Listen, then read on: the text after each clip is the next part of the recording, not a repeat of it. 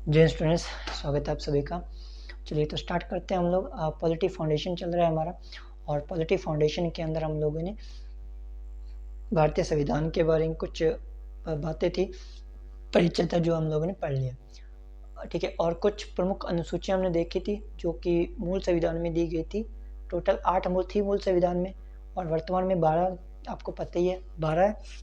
संविधान संशोधन के तहत 4 अनुसूचियां जोड़ी गई थी जिनको आज हमें पढ़ना है। तो आज हम अनुसूचियां पढ़ेंगे और फिर मैं भाग 1 के अनुच्छेद भी हम आज ही पढ़ लेते हैं, ठीक है। चलिए तो स्टार्ट करते हैं। हेडिंग लिखिए आप लोग यहाँ पे, तो हेडिंग लिखिए प्रमुख अनुसूचियां, प्रमुख अनुसूचियां व भाग 1, ऐसे हेडिंग लिख लीजिए। 8 तो पढ़ाई दी है आपको, ठीक है। कौन कौन सी थी एक बार नज़र डाल लेते हैं हम लोग उन 8 पे। तो पहली थी भारत और उसके राज्य क्षेत्र, दूसरे में वेतन, तीसरे में था शपथ, चौथी अनुसूची में राज्यसभा और लोकसभा में सीटों की, 5वें में था SC/ST के लिए विशेष प्रावधान, 6ठी के अंदर पूर्वोत्तर भारत की चर्चा की गई थी जिसके अंदर 4 राज्य आते हैं, असम, त्रिपुरा, मेघालय, मिजोरम। 7वें में शक्ति का विभाजन है, जो आपको पता है कि 3 स्तर पे होता है। एक तो संघ सूची जिसमें शक्तियाँ केंद्र के अधीन होती हैं, एक होती है राज्य सूची जिसमें शक्तियाँ राज्य के अधीन होती हैं, एक होती है आपकी समवर्ती सूची यानी कि जिसमें शक्तियाँ जो है केंद्र राज्य दोनों के अधीन होती हैं। मतलब कुछ काम जो होते हैं वो केंद्र राज्य दोनों में बंटे होते हैं। और 8वें अनुसूची थी राजभाषा की, जिसमें आपको बताया था कि मैंने अनुसूची में 8 टोटल 22 भाषाओं की चर्चा भारतीय संविधान में है। और अभी जो भाषाएं जोड़ी गई हैं संविधान संशोधन के तहत, सिंधी भाषा जोड़ी, नेपाली, मणिपुरी, कोंकणी, बोडो, डोगरी, मैथिली, संथाली, ये भाषाएं जोड़ गई है। ये 8 भाषाएं जो है वो संशोधन के बाद में जोड़ी गई थी।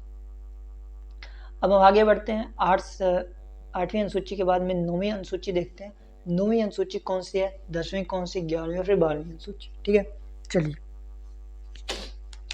तो 9वीं अनुसूची क्या कहती है। तो 9वीं अनुसूची देखो, 9वीं अनुसूची को जोड़ने के लिए ना, 9वीं अनुसूची को जोड़ने के लिए भारतीय संविधान में पहला ही संशोधन किया जाता है।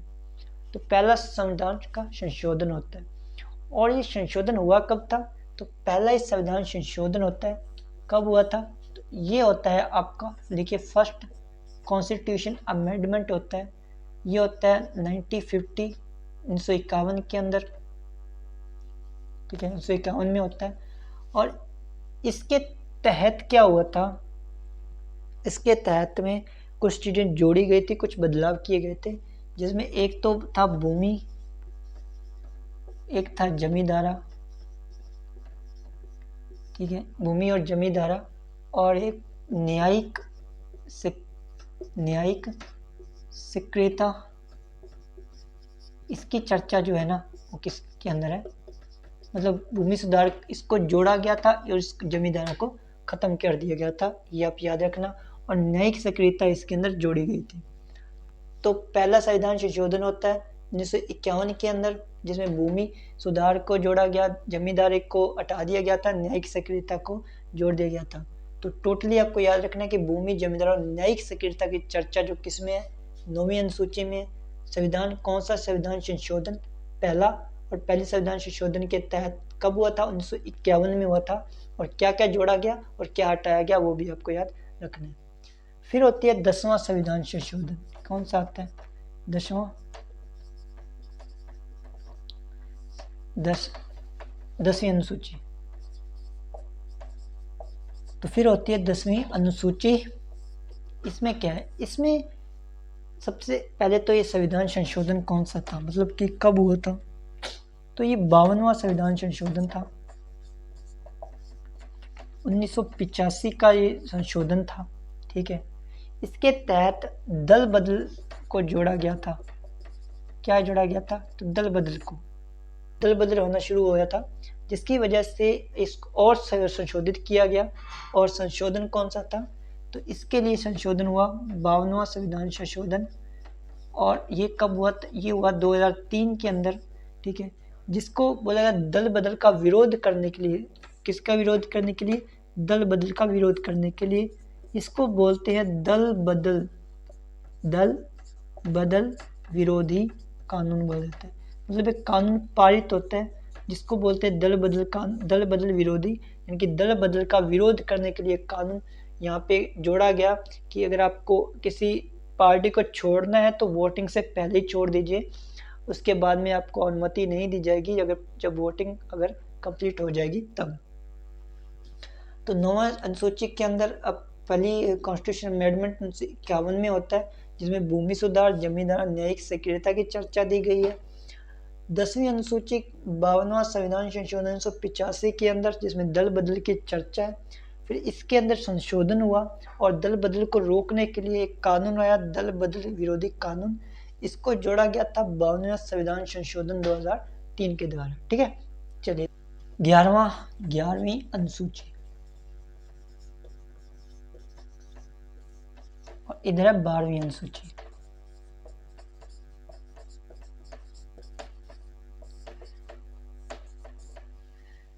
देखो 11वीं अनुसूची जो है इसके अंदर क्या है, तो इसके अंदर सबसे पहले तो इसके लिए कौन सा संविधान संशोधन हुआ हम उसकी बात कर लेते हैं।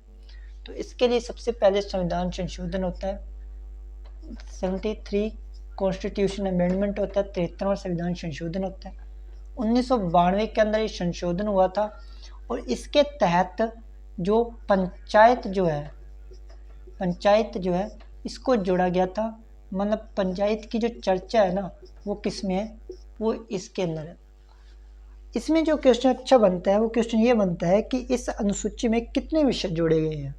ठीक है, अब इस 11वीं अनुसूची में ना कुछ विषय जोड़े गए थे। जब पंचायत की चर्चा आई है, जब पंचायत को इसमें जोड़ा गया था तो इसमें कुछ विषय साथ में जोड़े गए थे पंचायत के साथ में। ठीक है, जिसमें महिलाओं और बच्चों के लिए कुछ जोड़े गए थे, ग्रामीण के कुछ जोड़े गए थे, गाँव के सदस्यों के लिए।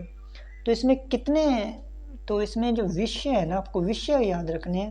तो इसमें कितने विषय हैं, तो इसमें टोटल 29 विषयों की जानकारी है। कितने विषय हैं? 29। इस सूची में कितने विषय आते हैं? तो 29 विषय आते हैं। ठीक है, देखिए 11वीं अनुसूची 73वां संविधान संशोधन 1992 के अंदर आता है, जिसमें पंचायत की चर्चा और कितने विषय जोड़े गए हैं? 29 विषय में जोड़े गए। 12वीं अनुसूची क्या है, तो 12वीं अनुसूची जो है इसको 74वां संविधान संशोधन होता है, 1993 के अंदर हुआ था। इसके तहत क्या जोड़ा गया था, तो इसके तहत नगर पालिका जो है इसको जोड़ा गया था। माने नगर पालिका की जो चर्चा है ना वो किस में है, तो वो आपकी 12वीं अनुसूची में दी गई है। इसमें भी नगर पालिका को जब जोड़ा गया था तो कुछ सूचियां जोड़ी गई थी। आपसे ये पूछेगा कि इसके अंदर टोटल कितनी सूचियां जोड़ी गई और कितने विषय इसमें जोड़े गए थे।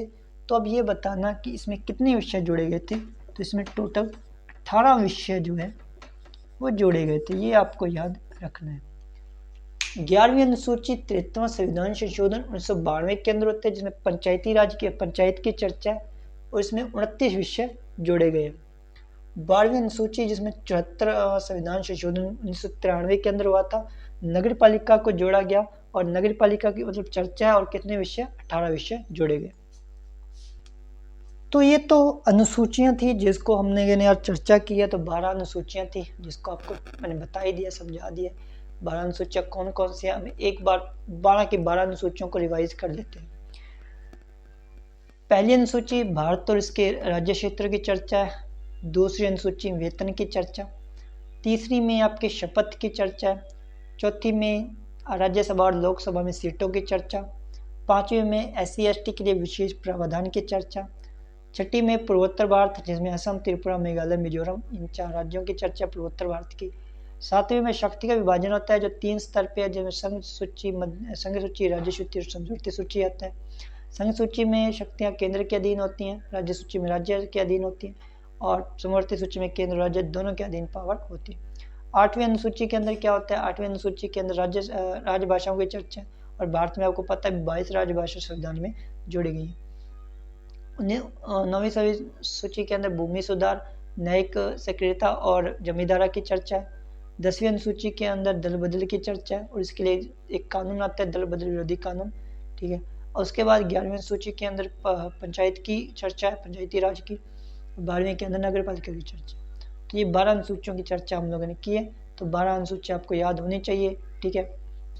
अब हम बढ़ते हैं भाग नंबर 1 की तरफ, और भाग 1 क्या कहता है वो हम लोग आगे पढ़ते हैं। तो भाग 1 क्या है, सबसे पहले तो भाग 1, अब इसके अंदर, ठीक है, तो मैं इसको मिटा दूं।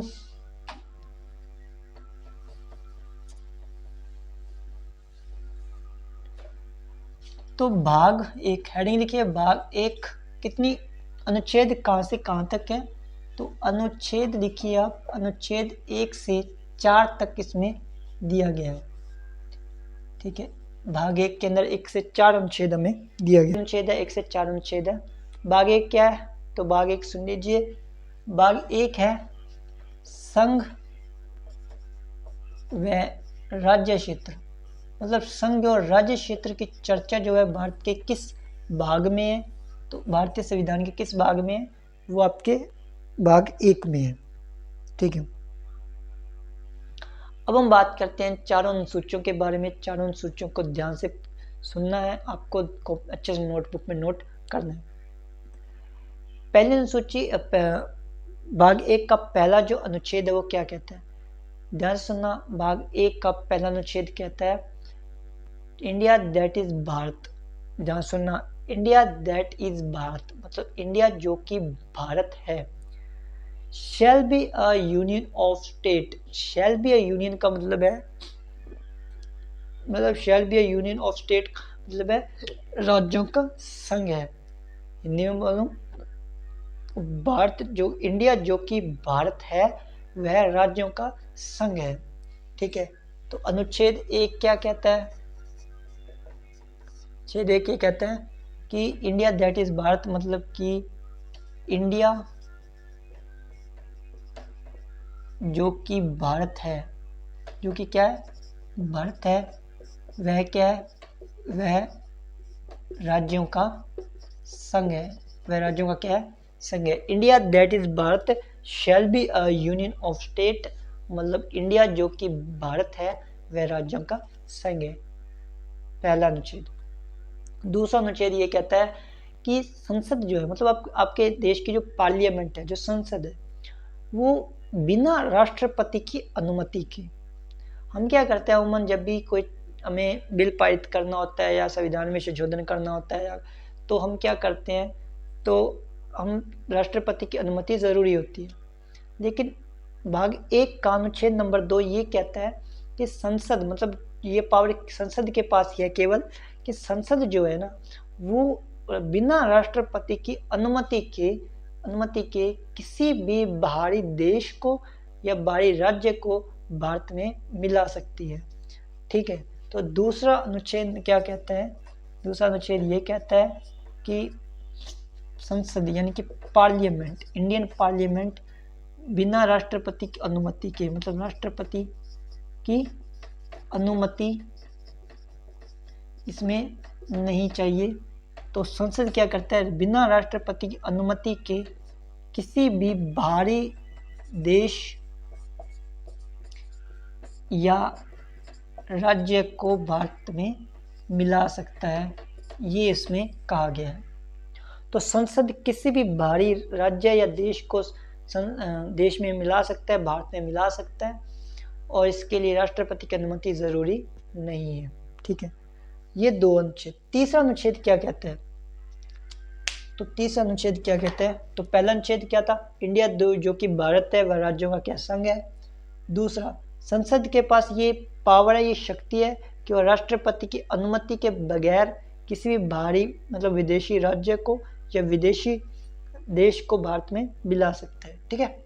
चलिए, अनुच्छेद 3 क्या कहता है, अनुच्छेद 3 ये कहता है कि वर्तमान के अंदर जो भारत में जो भी वर्तमान राज्य है, भारत में जो भी वर्तमान राज्य है उस संसद क्या कर सकता है, संसद क्या करेगा, इसमें भी राष्ट्रपति की अनुमति अलाउ नहीं है, मतलब कि यहाँ पे अनुमति नहीं चाहिए।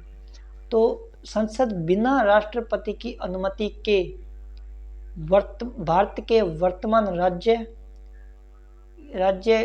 राज्य में जो भी क्षेत्र है, नाम है या सीमा है, उसमें चेंज कर सकता है। ये भी आप समझो। अनुच्छेद 3 क्या कहता है कि संसद के पास ये शक्तियां दी गई हैं, ये पावर है कि संसद जो है ना वो वर्तमान राज्य की सीमा यानी कि बॉर्डर, क्षेत्र मतलब एरिया या नाम, इसमें चेंज कर सकता है। चेंज माने बदलाव कर सकता है, ये कहा गया है नंबर 3 में। और इसमें हमें राष्ट्रपति की अनुमति ज़रूरत नहीं है, तो राष्ट्रपति की अनुमति नहीं चाहिए, इसमें भी राष्ट्रपति की अनुमति नहीं चाहिए। ठीक है, तो क्या कहा गया कि संसद क्या करेगी, बिना राष्ट्रपति की अनुमति के किसी भी वर्तमान भारत के अंदर जो भी वर्तमान राज्य है उसकी सीमा, नाम या क्षेत्र में परिवर्तन कर सकती है। 4 नंबर क्या है, तो 4 नंबर में ये कहा गया है कि मतलब कि संसद जो है ना, सीधा मैं बोल देता हूँ कि अनुच्छेद नंबर 2 व 3 को अनुच्छेद नंबर 368 से क्या रखा जाएगा, बाहर रखा जाएगा। ये आपको याद रखना है। अच्छा, 368 है क्या? 368 ये कहता है कि आप कोई भी चेंज कर रहे हो ना तो उसमें राष्ट्रपति की अनुमति चाहिए। मतलब कि कोई भी, जैसे मान लो मुझे बिल पारित करना है, तो बिल पारित करना है तो उसके अंदर चाहे वो किसी की चीज़ का हो। मान लो मुझे, जैसे अभी 100वां संविधान संशोधन हुआ था जिसके तहत हमें 100 बीघा जो कॉरिडोर है वो भारत ने बांग्लादेश को दिया था, तो उसके लिए हमें ज़रूरत पड़ी थी किसकी, राष्ट्रपति की अनुमति की। ठीक है, तो उसकी ज़रूरत पड़ी थी। लेकिन इसमें ये कहता है, और वो किसके तहत राष्ट्रपति की अनुमति ली थी, अनुच्छेद नंबर 368 के तहत। ये कहता है अनुच्छेद नंबर 4 के जब कभी भी अनुच्छेद 2 या 3 का जब भी उपयोग होगा तो उसे अनुच्छेद नंबर 368 से बाहर रखा जाएगा। ठीक है, तो ये आपको याद रखना है। और ये जो और संसद जो है ना, संसद जो है ये गृह मंत्रालय के अधीन होगी, यानी कि गृह मंत्री के अधीन रह के कार्य करेगी। ये मतलब कि इस पे कंट्रोल कौन करेगा, तो होम मिनिस्ट्री जो है, गृह मंत्रालय जो है वो इस पे कंट्रोल करेगा। चारों अनुच्छेद है, दोबारा सुन लो। तो भाग 1 में क्या है, संघ और राज्य क्षेत्र की चर्चा। भाग 1 में अनुच्छेद 1 से 4 तक है। पहला ये कहता है कि India that is Bharat shall be a union of state, मतलब इंडिया जो कि भारत है वह राज्यों का संघ है। दूसरा ये कहता है कि संसद किसी भी बाहरी या विदेशी राज्य को भारत में, राज्य या देश को भारत में मिला सकती है बिना राष्ट्रपति की अनुमति के। 3 में क्या है, तो 3 में ये कहती है कि संसद जो है ना वो वर्तमान राज्य में नाम, क्षेत्र या सीमा में चेंज कर सकती है, इसमें भी राष्ट्रपति की अनुमति जरूरत नहीं है। 4 में जब कभी भी अनुच्छेद नंबर 2 या 3 का यूज होगा तो इसे 368 से बाहर रखा जाएगा, अनुच्छेद नंबर 368 से। ठीक है, और इससे संसद जो है ना, और संसद जो है वो गृह मंत्रालय के अधीन होगी। ठीक है, तो जो 4 अनुसूचियां थी जो बची हुई थी वो मैंने आपको पढ़ा दिया। भाग 1 के मैंने 1 से 4 अनुच्छेद है वो भी मैंने आपको पढ़ा दिया। नेक्स्ट क्लास में जाएंगे।